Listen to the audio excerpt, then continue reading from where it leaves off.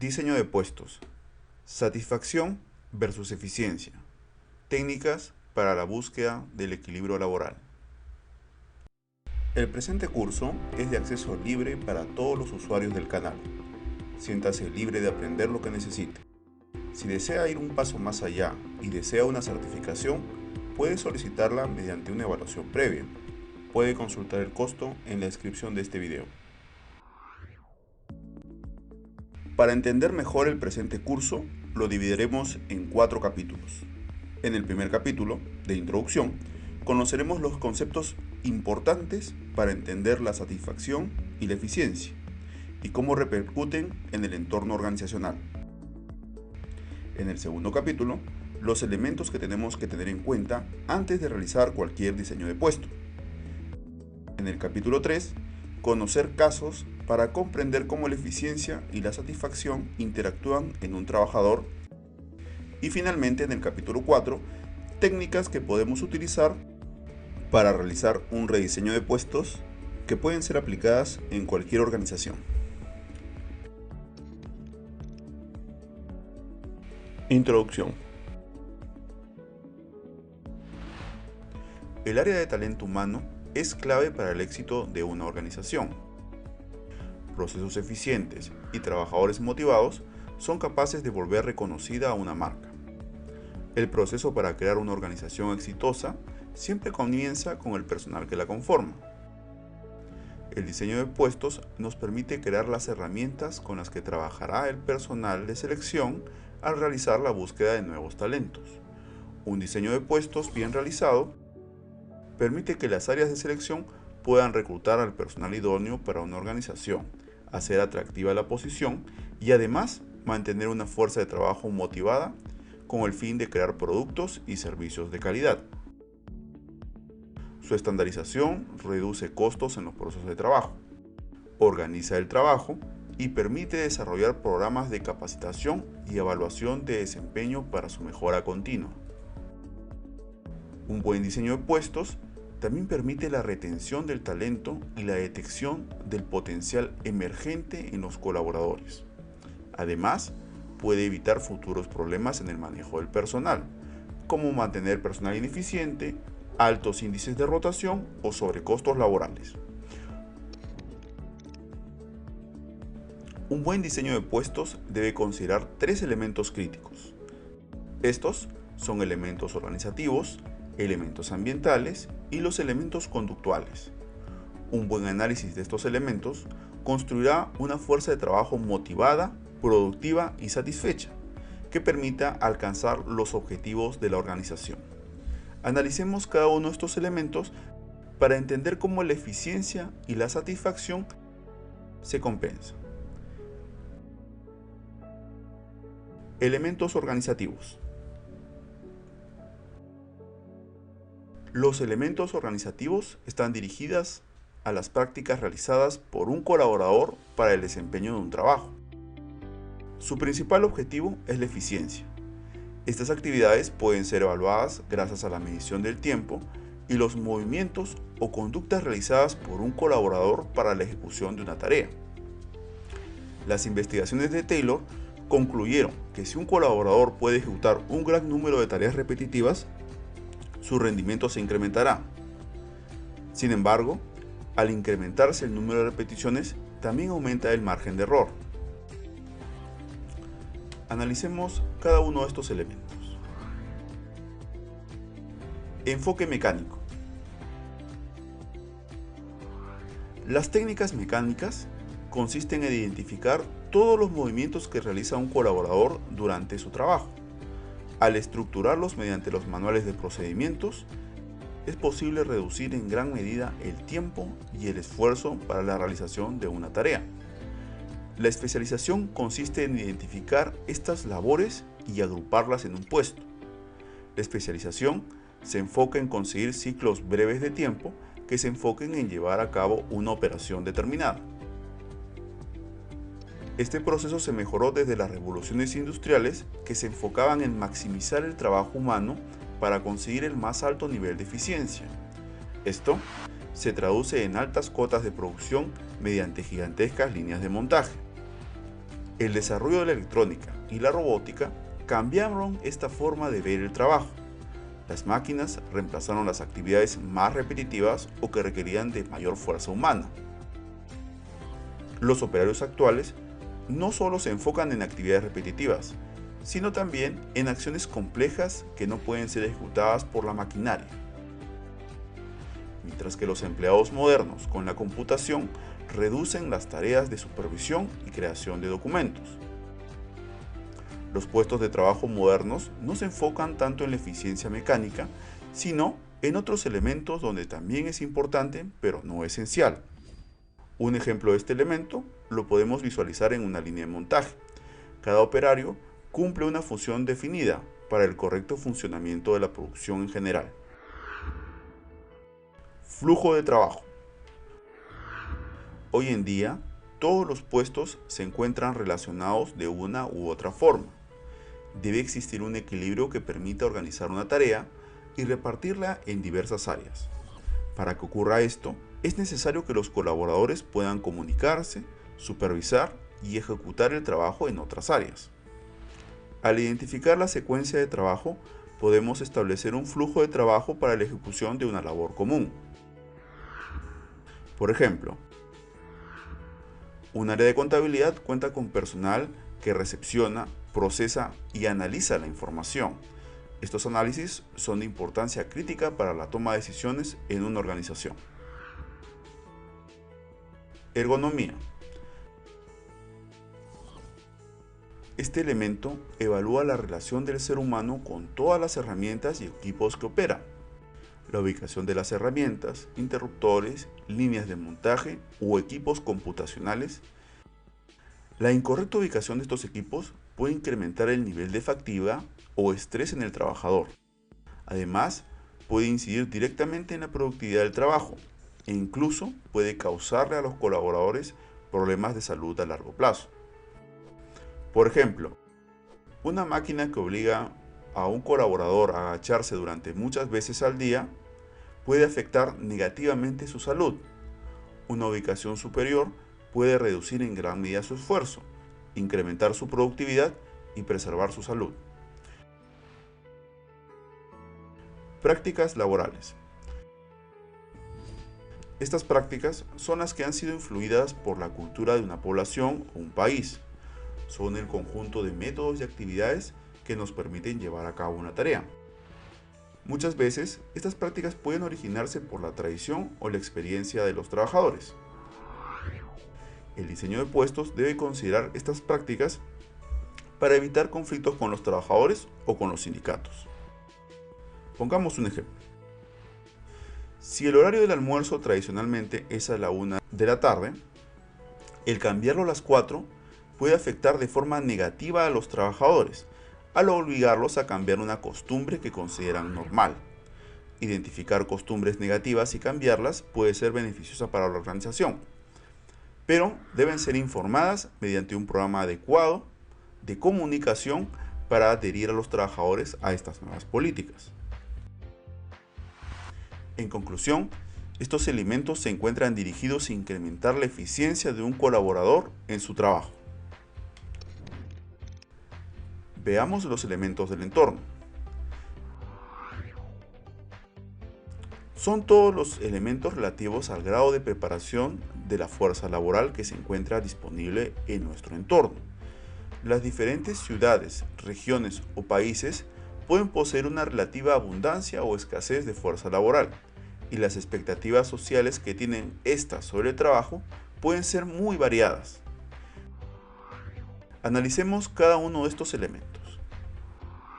Habilidades y disponibilidad de la fuerza laboral. La capacidad sobre la eficiencia de los trabajadores depende de los factores educativos y de preparación de los trabajadores disponibles.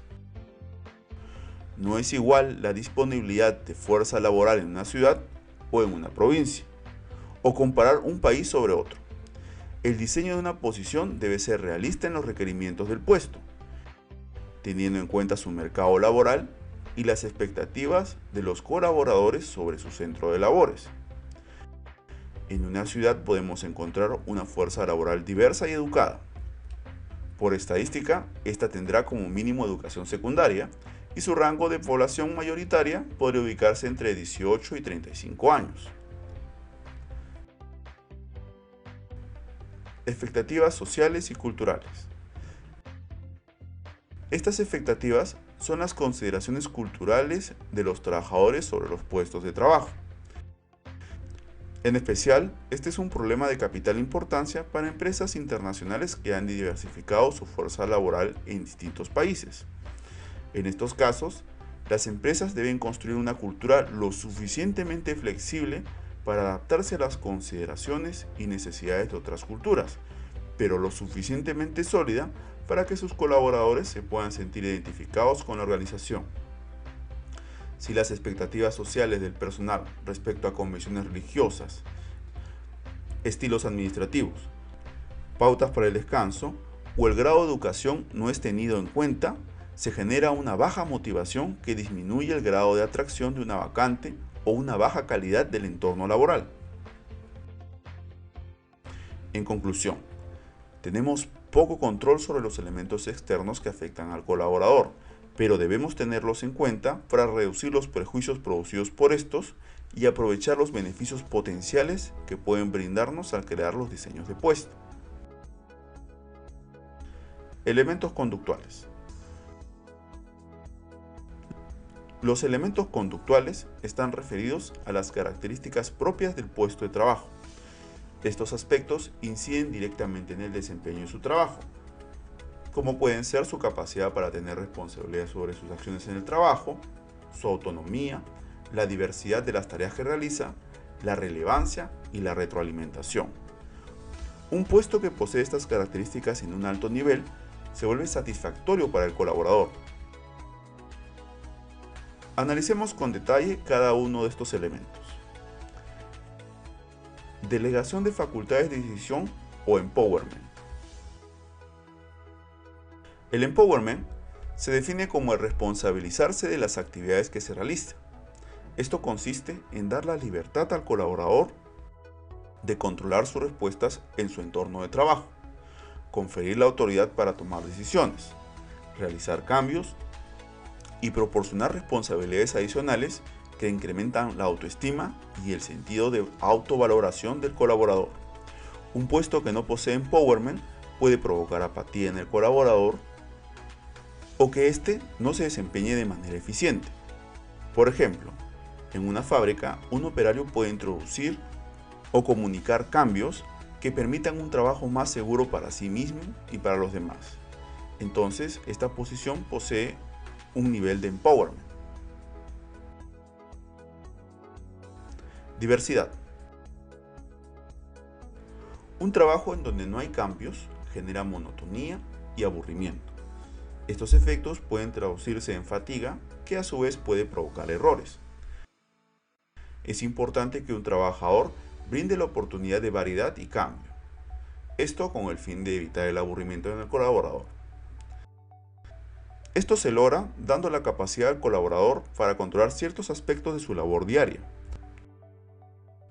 Por ejemplo, la capacidad de controlar la velocidad de la línea de producción puede brindar diversidad y disminuir el aburrimiento y la fatiga en un trabajo. En especial si es un trabajo de producción en línea.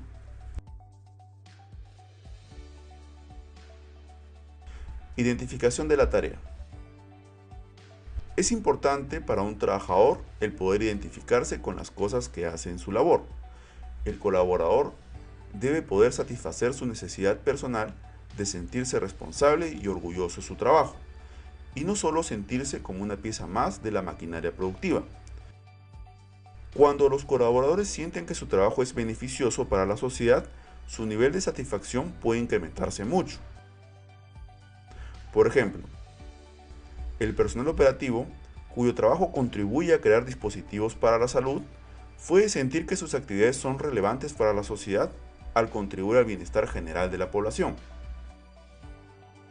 Relevancia de la tarea. Todos necesitamos saber que nuestro trabajo es relevante para el funcionamiento de la empresa, por muy diverso o técnico que éste pueda ser. Es importante que el colaborador conozca y pueda sentirse a gusto con su tarea. Designar a los colaboradores actividades que se encuentran muy por debajo de sus habilidades o asignarles tareas diferentes para las cuales se les ha contratado contribuyen a que el trabajador sienta que su trabajo no es relevante para la empresa. Por ejemplo, si hemos contratado a un joven ingeniero y la mayor parte de sus funciones son solo las de sacar copias o asistir a otras personas, no solo estamos dando al traste con su talento, sino también con el orgullo que éste siente por su trabajo. Retroalimentación. La retroalimentación es definida como dar información sobre los resultados del trabajo al colaborador. El ser consciente del desempeño positivo o negativo de un trabajo es necesario para que el colaborador conozca el grado de éxito en su trabajo. El hecho de mantener la información sobre su desempeño de manera abierta y objetiva permite incrementar la moral y la autoestima sobre sus resultados. Al no dar esta información o culpar al colaborador sobre una mala administración o error de otro departamento, podemos influir negativamente en su desempeño actual y futuro. Por ejemplo, es responsabilidad de un supervisor en el área logística comentar con sus colaboradores su desempeño, considerando no solo sus aciertos, sino también sus errores. Esto permite que el personal se vuelva más profesional con el tiempo. Entonces, en conclusión, estos elementos buscan entender las conductas de un colaborador en su trabajo. Estos dependerán en gran medida de la motivación y la personalidad del colaborador. Algunas personas tolerarán mejor la falta de estos elementos que otras, pero a largo plazo todos pueden verse afectados. Eficiencia versus satisfacción. El trabajo del gestor de talento humano no concluye solo en identificar estos elementos, sino en desarrollar perfiles de puesto acordes a las necesidades de cada empresa, considerando que sean lo suficientemente flexibles para el desarrollo del potencial del colaborador. Es por ello que el gestor de talento humano toma las necesidades de los gerentes o jefes de línea y los lleva a los especialistas encargados de esta tarea. El gestor diseña el puesto teniendo en cuenta el empowerment, la diversidad, la relevancia y la retroalimentación del puesto, teniendo en cuenta las competencias que requiere el personal para cumplir satisfactoriamente sus actividades. Pero también debe tener en cuenta que la eficiencia en un puesto requiere que haya un alto nivel de especialización, menor diversidad y un mínimo grado de empowerment. El diseño de un puesto con un alto nivel de eficiencia puede hacerlo menos atractivo para un colaborador, dado que limita la capacidad de decisión sobre él y las oportunidades de desarrollo en otros aspectos del trabajo que no son esenciales para la tarea que se le asigna. Por ejemplo, si un colaborador entra en un trabajo en donde se le capacita y desarrolla la tarea de solo reparar un componente mecánico de una máquina, con el tiempo se volverá un experto en su trabajo, pero limitará en gran medida su desarrollo en otros aspectos e incluso lo puede volver completamente ineficiente si se produce un cambio en el trabajo. Sin embargo, mientras sea eficiente, será un componente esencial para la estructura del trabajo. Por este motivo, incrementar la eficiencia en un trabajo puede hacerlo menos satisfactorio, pero también puede darse el caso contrario. El crear un puesto que sea muy satisfactorio, dando un alto grado de libertad al trabajador para explorar otros aspectos del trabajo o una baja supervisión de su productividad, puede hacer que el puesto se vuelva menos eficiente, es decir, que no cumpla los objetivos organizativos para los cuales se creó. El objetivo del gestor de talento humano es encontrar un equilibrio entre los aspectos conductuales y la eficiencia. Analicemos cada uno de los casos que pueden darse en la búsqueda de este equilibrio, considerando las variables de productividad, la especialización y la satisfacción.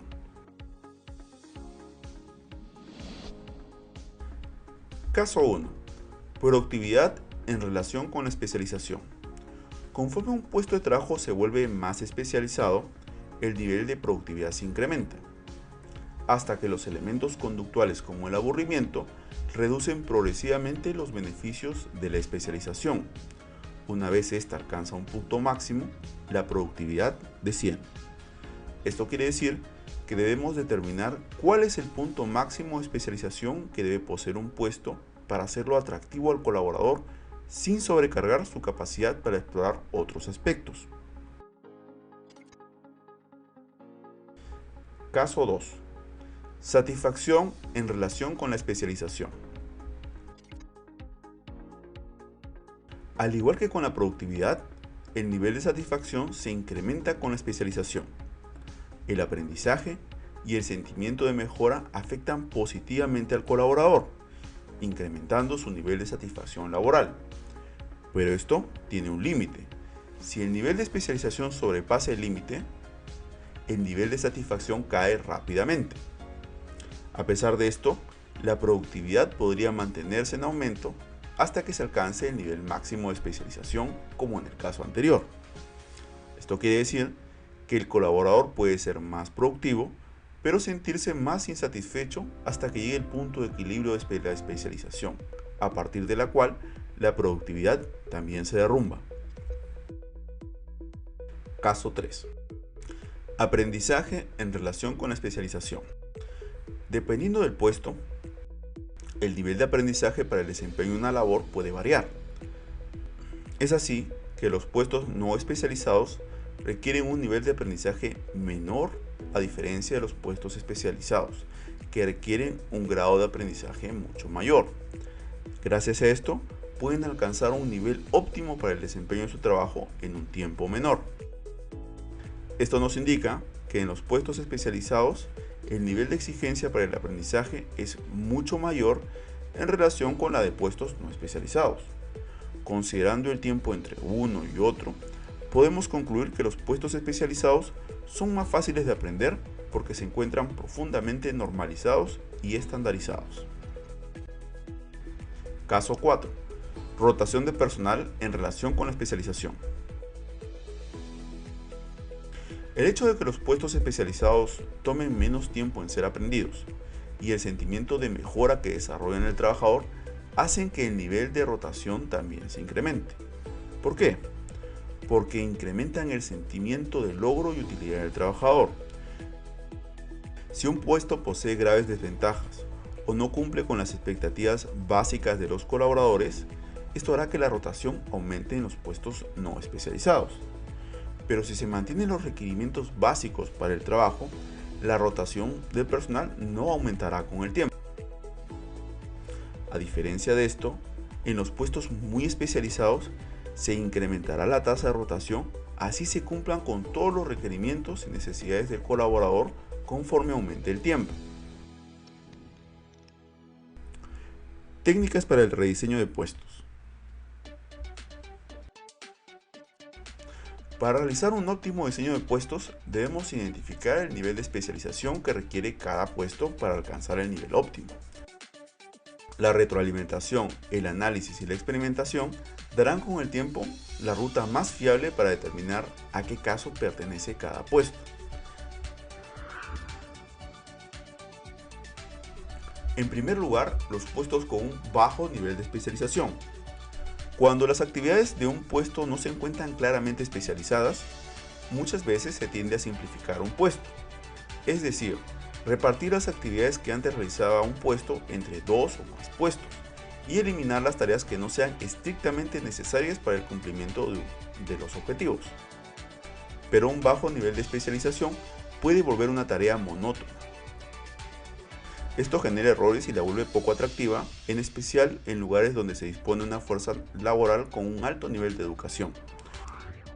Por ejemplo, una empresa que no especializa claramente las actividades de su área logística y las reparte en diversos puestos, puede volver otras actividades monótonas, al orientar al personal solo a cumplir con las tareas, haciendo que las posiciones se vuelvan poco atractivas para los potenciales candidatos.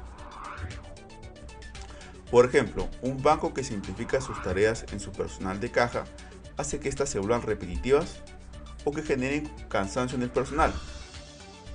En cambio, un banco que organiza las tareas y las reparte en diferentes puestos favorece la especialización y la productividad de su personal.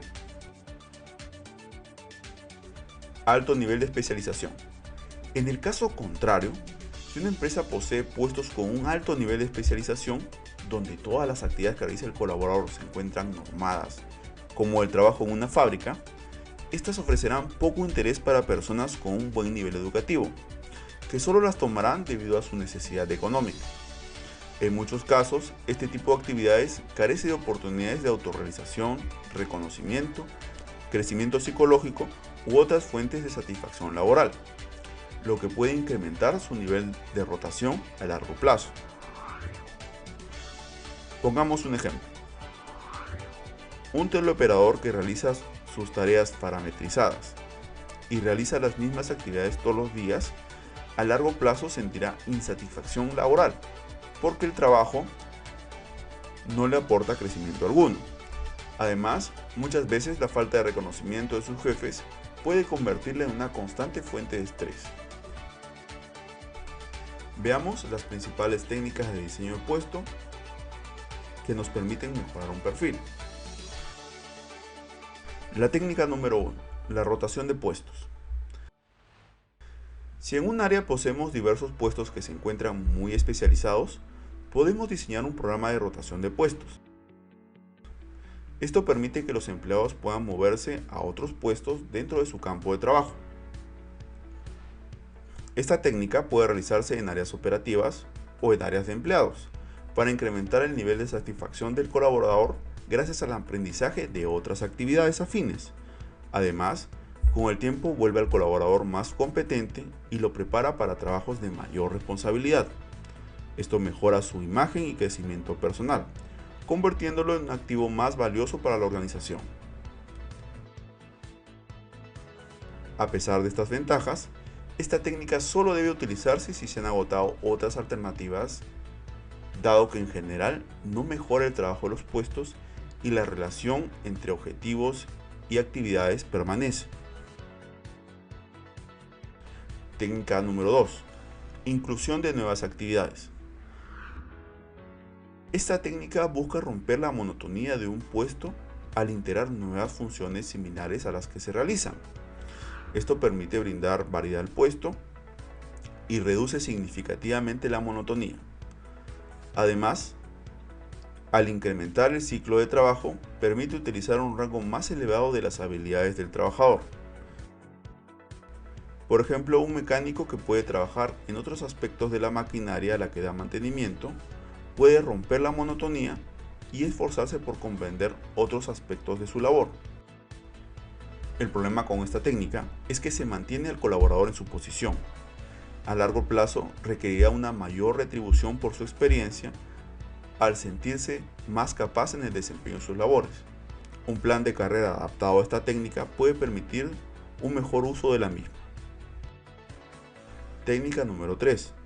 Enriquecimiento del puesto. Esta técnica permite incrementar el nivel de satisfacción laboral del colaborador al mejorar los elementos conductuales de su trabajo, al incrementar su nivel de responsabilidad, autonomía, planeación y control.